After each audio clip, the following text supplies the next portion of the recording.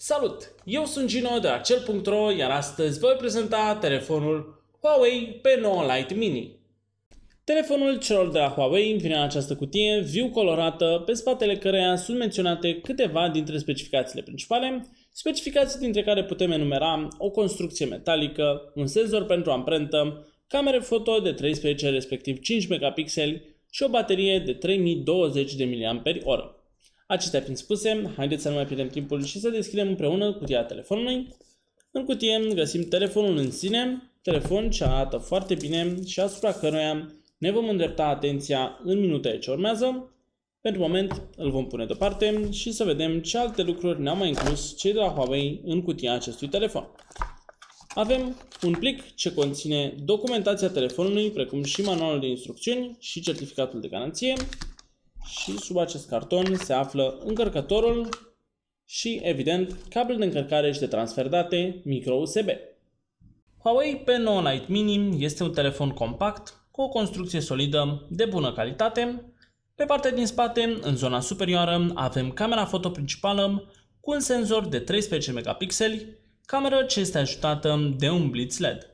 Tot pe partea din spate mai avem și senzorul pentru amprentă, senzor ce funcționează destul de bine și deblochează imediat ecranul telefonului și, nu în ultimul rând, avem și brandingul Huawei. Întoarcem telefonul și pe partea din față, în zona superioară, avem camera foto frontală cu un senzor de 5 megapixeli ce este poziționată alături de senzorii pentru luminositate și proximitate. Tot aici se mai află și earpiece-ul telefonului și ecranul măsoară 5 inch în diagonală și este un panel IPS cu o rezoluție de 1280 cu 720 de pixeli.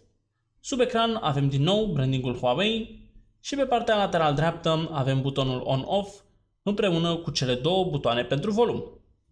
În zona superioară avem portul jack de 3,5 mm și microfonul secundar, iar pe partea lateral stângă avem sertarul pentru cartelele SIM, respectiv cardul microSD. Pe baza telefonului avem cele două grile pentru difuzor, respectiv microfonul principal și portul micro-USB pentru încărcare și transfer date. Telefonul rulează sistemul de operare Android 7.0, sistem de operare ce vine la pachet cu interfața celor de la Huawei, prin care putem naviga cu ușurință și de asemenea putem să o personalizăm după bunul plac.